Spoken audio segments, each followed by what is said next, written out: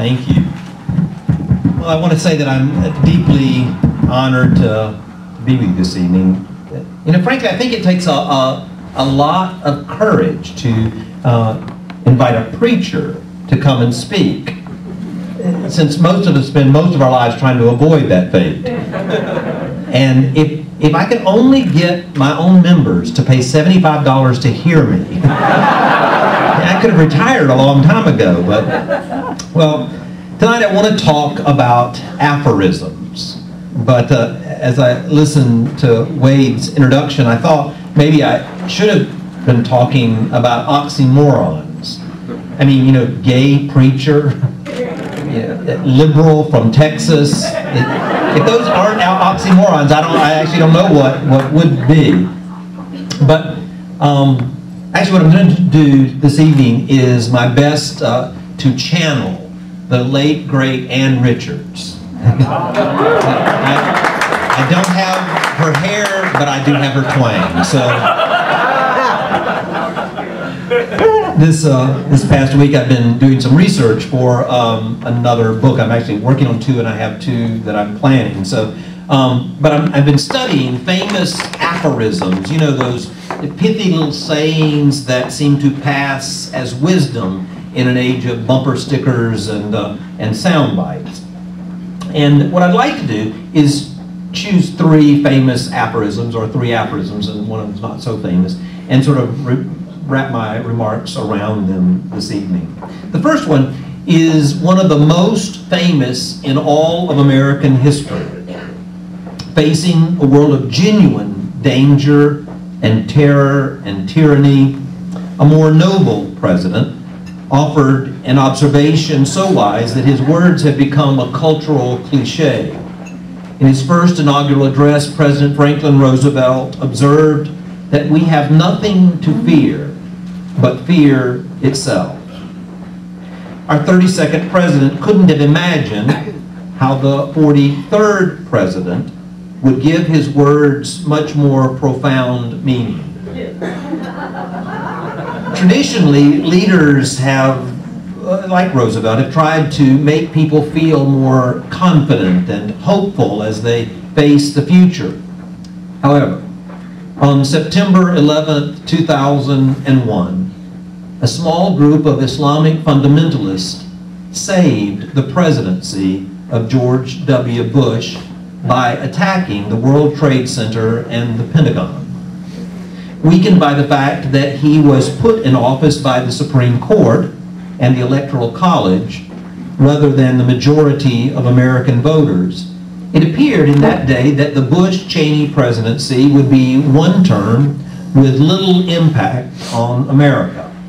Then came 9/11. While they seemed ill-prepared to govern when they were elected, this administration proved amazingly adept at exploiting these shocking attacks. They seized the moment to change the direction of our country and to change our international identity. After those attacks, we were told that we were supposed to be afraid, very afraid.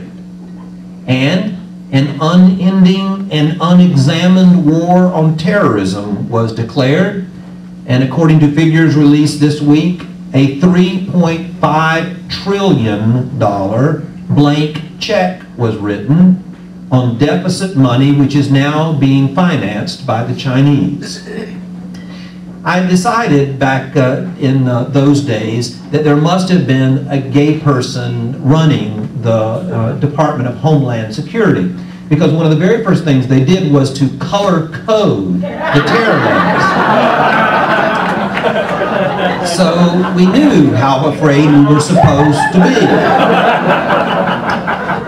And in our lives, things changed fairly quickly. Things particularly like, for example, air travel was made terribly inconvenient. Now, unless you travel a lot like I do, it's a relatively minor thing, but it is a perfect symbol of how gullible our fear has made us.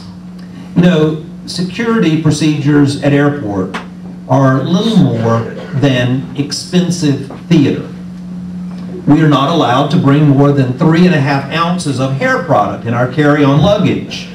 And Richard would never have survived with those rules.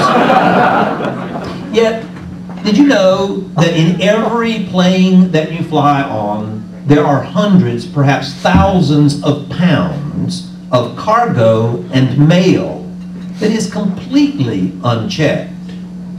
Your 3.5 ounce deodorant is the least dangerous thing on that plane, I assure you. Still, like good little sheep, we stand in long lines and dutifully obey orders barked at us by ill-trained security police. Now, the next time that you are being tormented at an airport, remember, it is all a ruse. But please don't take it out on the poor airport employees. They are just doing what they've been told. Take it out instead. Save your anger for the politicians of both parties who are using fear to manipulate you so that you will be so afraid that you won't ask too many questions.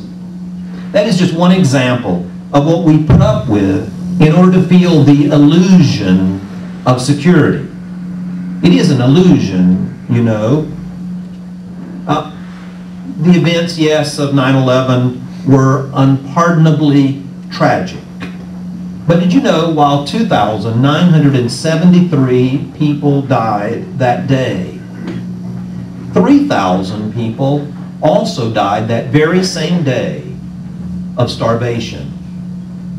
And 3,000 people have starved to death every single day, including this one, since then.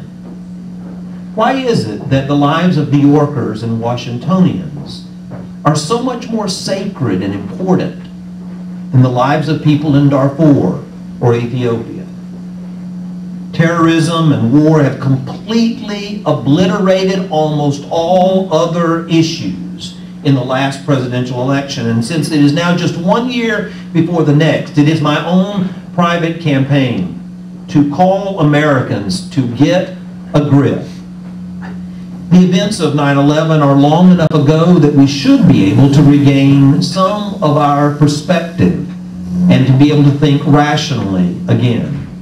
Yes, we still grieve and honor the 2,973 Americans who died that day. And yes, we must do everything in our power to prevent future attacks. But did you know that 40,000 Americans will die this year in automobile accidents? 17,000 of them due to alcohol-related accidents. Now, we went to war in Iraq and Afghanistan, but I haven't heard a single politician campaign on public safety. Yet, you are 10,000 times more likely to die driving home tonight than in a terrorist attack. Now, I've only been in Springfield a couple of days, but I can tell you from first-hand experience, Osama bin Laden is a much less of a threat to you than the drivers of Springfield.